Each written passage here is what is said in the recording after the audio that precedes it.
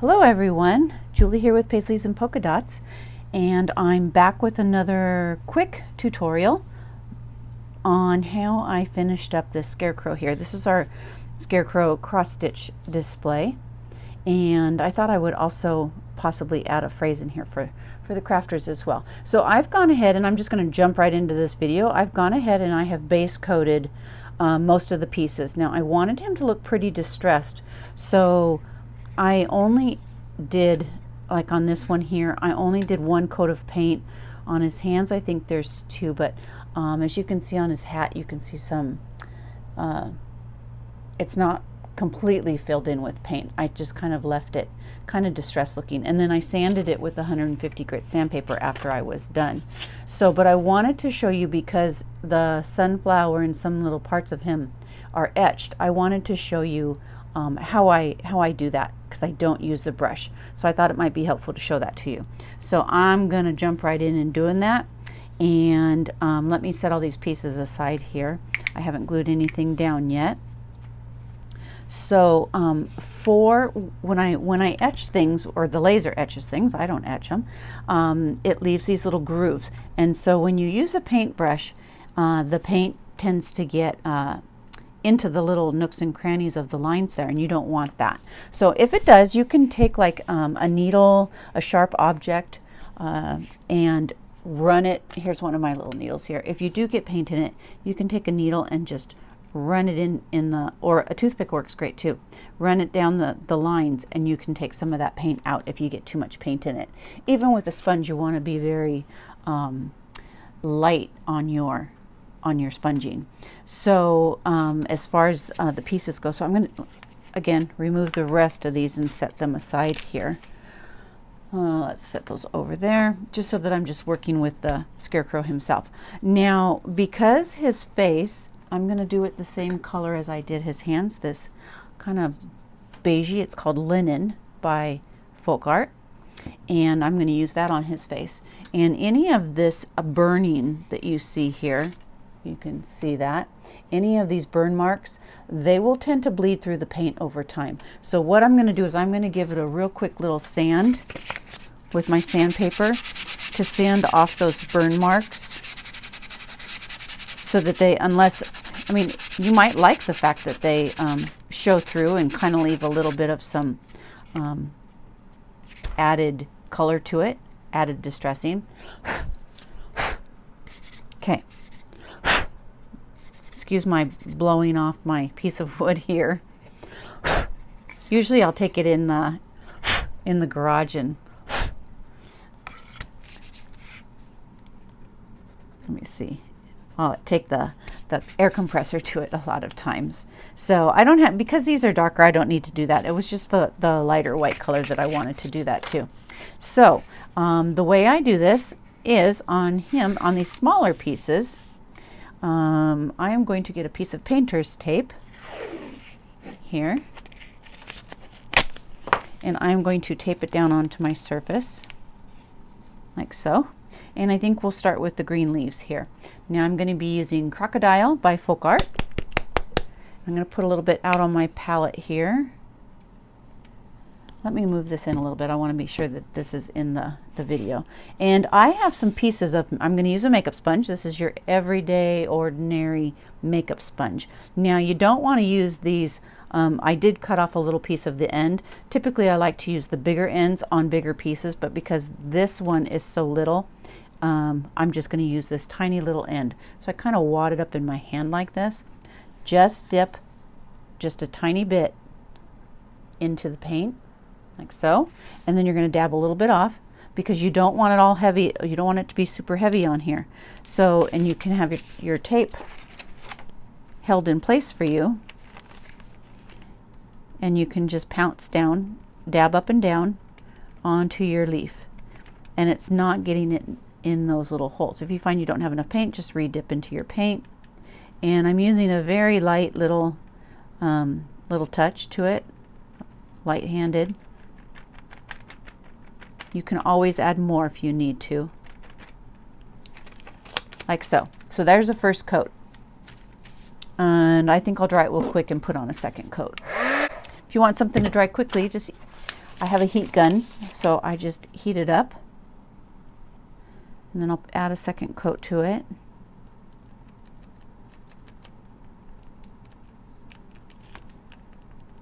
Also, when you sand, you tend to sand off some of the paint as well that might get in those little cracks. So that's okay too. So there's 2 coats on that one. I'm going to let that dry. Here's the sunflower here. So I'm going to use, I've already used this yellow sponge on this side, so I'm going to use it on the opposite side. I'll put out some yellow here. Okay, dab it into the paint. Okay, so I don't have big globs of paint on here. It's just a kind of soaks into the sponge. That way you're not getting it into the holes. And you get pretty good coverage with this way too. You don't have all the brush marks and everything else. So it's pretty quick and easy to paint them. Now I did go around the outside edges with a paintbrush. I used a tiny brush like this to get on, or this one works too for the little pieces. These are the 2 brushes that I used. Now somebody asked me if I wet my brushes first. Yes, I wet my brushes only because when I paint, I don't want the bristles to separate. I like them to stay together. So wetting the brush, and then I wet it and then wipe it off on a paper towel to get all the water out. But this keeps all my bristles nice and stuck together. And then I do not wet the makeup sponge. The makeup sponge stays dry. Now you can wash them and then save them, get all the water out of them, and then save them for another use. But I don't use them wet. I use them dry. Okay, and I think I'm going to go in the middle because the outer part, this little piece is the center, and those holes might show. You might see a little bit of the yellow through it, so I'm going to cover that as well. Okay, and I think I'm just going to do 1 coat on that.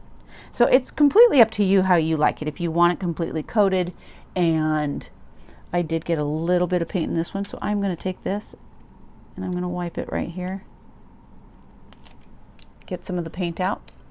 Okay, and that's all there is to that one. Now this one, because of all the burning from the laser, I just gave it a little bit of sanding and I just kind of left it the color that it is. I thought it fits for the Fall Scarecrow here. So for his hat, I am using Territorial Beige, and we're going to do the same thing because it has these little hash marks up here. Now you want to, where's his hat brim? This is the hat brim, so you're going to want to stay above the hat brim line, and then also, you know, stay below for the white, or for the ivory color. Okay, pounce it off on my plate, and then go ahead and pounce it on him. Just dab up and down.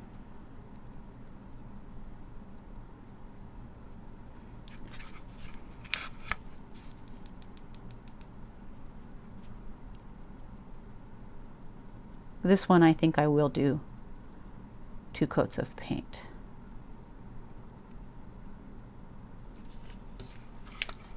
Okay, see there?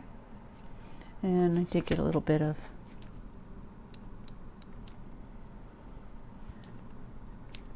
like I said, some of that comes out when you sand it anyway, but there you go, like that. Okay, now let's make sure that we didn't go, yep, we've got it covered good enough. Okay, so now I am going to, let me see, I think I'm going to dry it and I'll finish up with this part.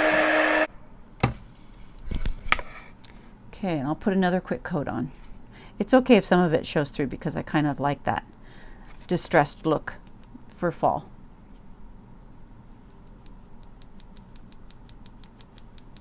But if you have too much paint on your sponge, it is going to go in those lines. So you want to be sure that you dab some of that paint off so that you can still see the hash marks. Okay, I'm going to remove these. This tape comes in handy for holding things down. Okay, and then our last thing, I think I'm going to get a bigger sponge here. Now I just buy these sponges. Sometimes you can find them at the dollar store.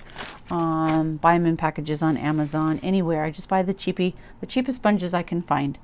Nothing expensive, nothing out of the ordinary. Okay, and then this color is Folk Art Linen that I'm going to use for his face.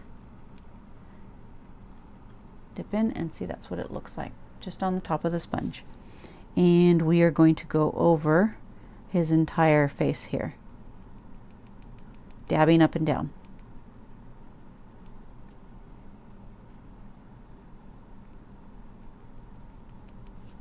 Let me see if I can turn this a little bit so maybe you can see it a little bit better. I'll hold it in my hand. Now you don't have to worry about where his hair is because overlays are going on top of that, so you don't have to be too particular about that part. But see how you can still see those lines? He has to have his cute little mouth, right? You don't want to cover it up. If you wanted to, you could even sponge in some cute little pink cheeks if you wanted. Give him some pink cheeks if you thought that you'd like to add some more detail to him.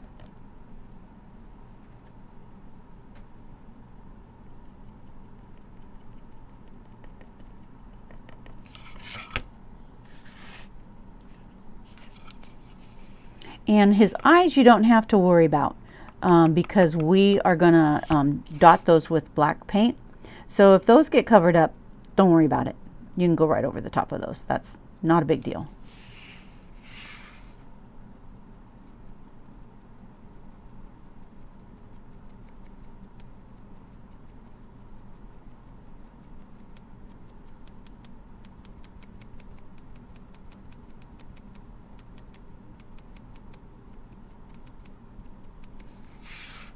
Okay.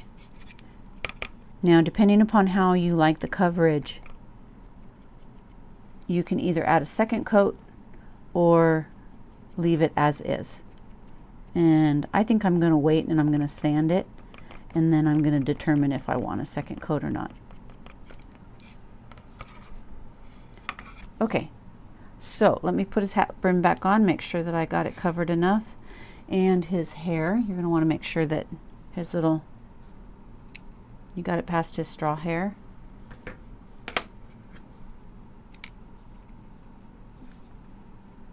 And it looks like I do. So I'm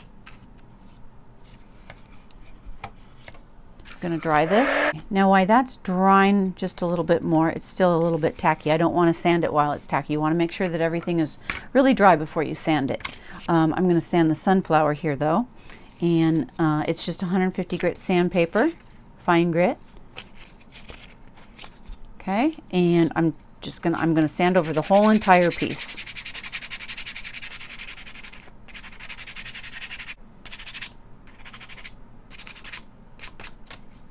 Then you can blow all the dust off of it.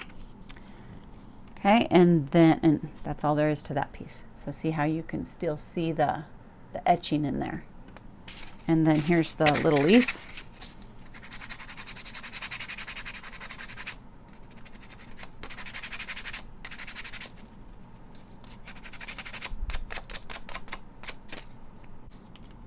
And this will be the center. Okay. Well, I think that feels dry. And now I'm going to go over his face. Now you don't want to do the eyes. You want to sand before you do the eyes because they're going to be a little popped up from dotting them on with a stylus or a pointed object. So you want to make sure you sand before you actually do that.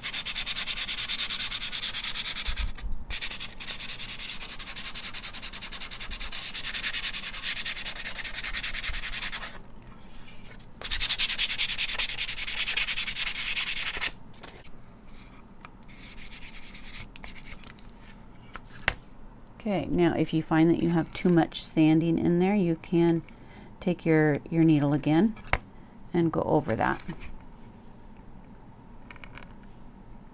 Get some of the dust out from the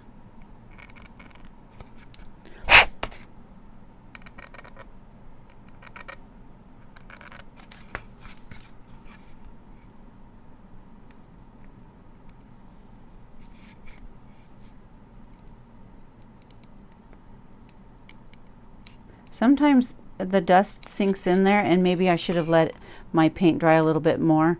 And sometimes it doesn't, it just depends. So this is what I do in that case.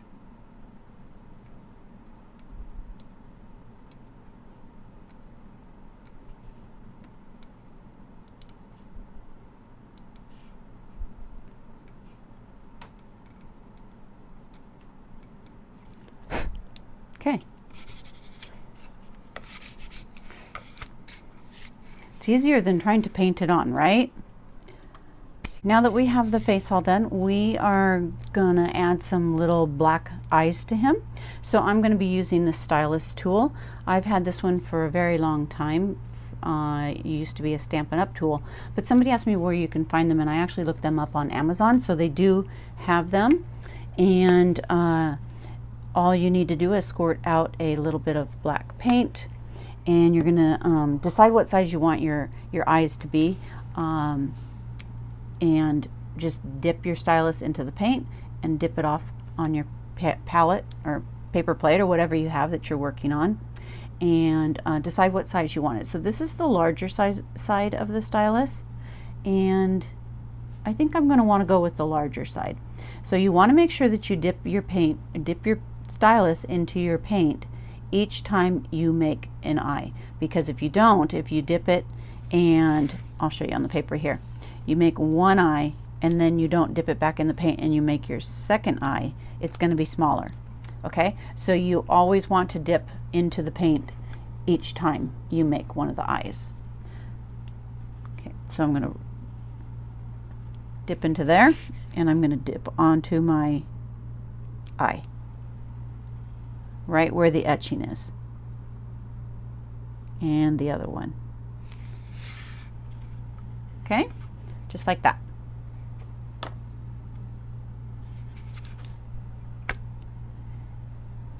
Typically I don't like to make my eyes directly in line with each other. I do like them kind of wonky. I think it makes them cute looking.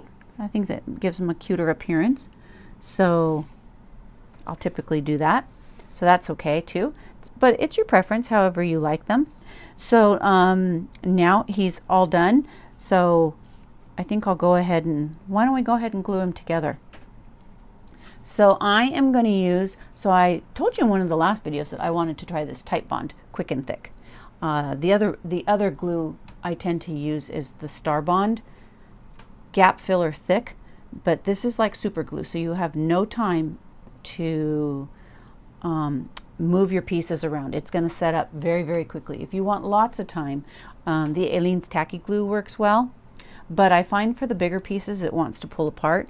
So I tried the Titebond last time I glued something together, and I really liked it. I thought it worked great.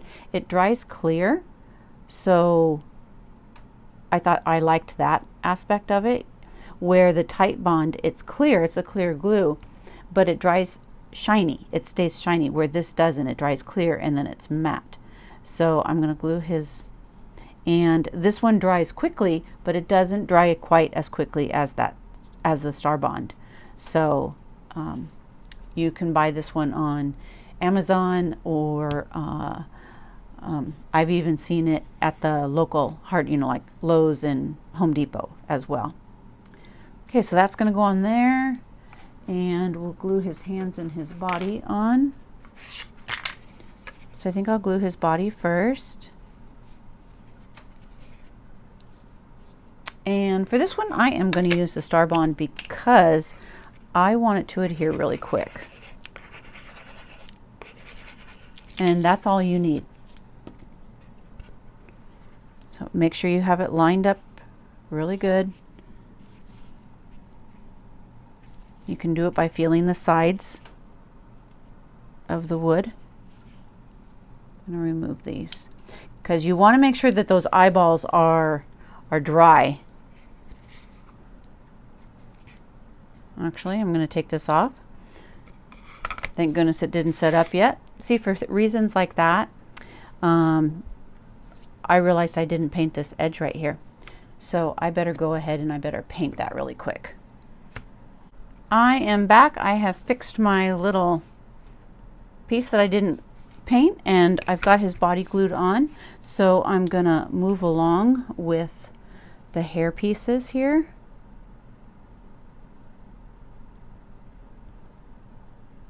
Now, if you find you have too much glue on, you can just kind of wipe a little bit of it off, because I don't want too much squirting out the sides.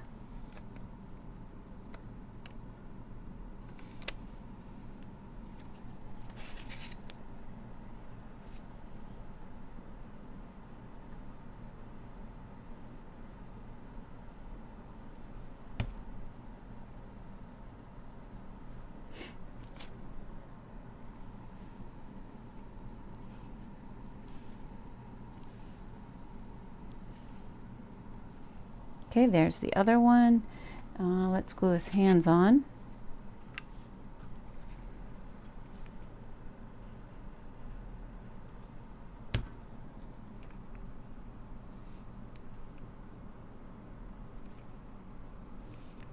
As I said, this tight bond glue, it sets up pretty quickly as well, but it does give you some leeway to move your pieces around a bit. Might take a minute or two to set up.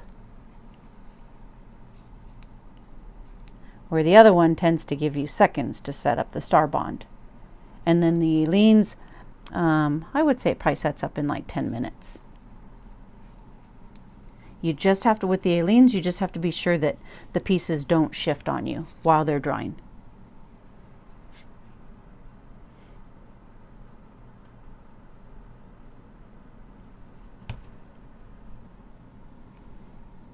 Okay, we'll get his little nose on here.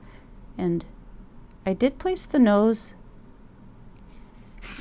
a little crooked. I didn't want it to be straight on his face. I wanted it to be crooked.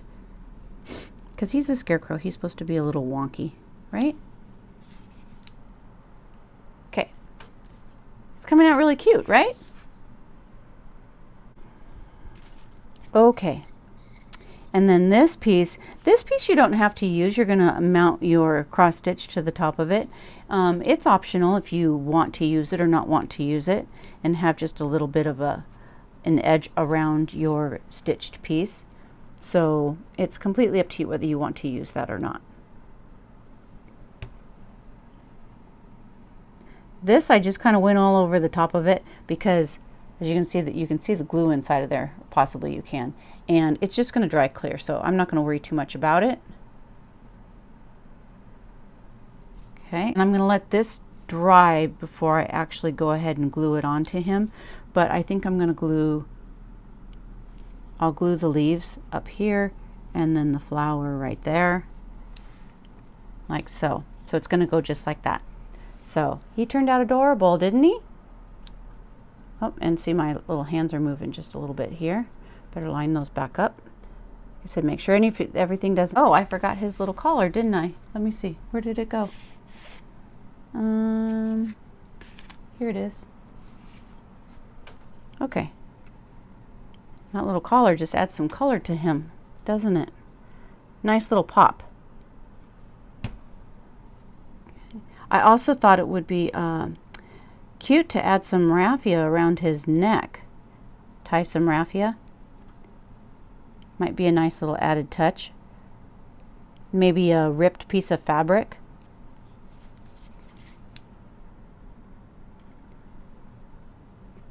I'm going to add one last tiny little touch before I am done here. I'm going to squirt out just a little bit of white paint. You can use a toothbrush for this, it works really well. Or, not a toothbrush, I'm sorry, a toothpick.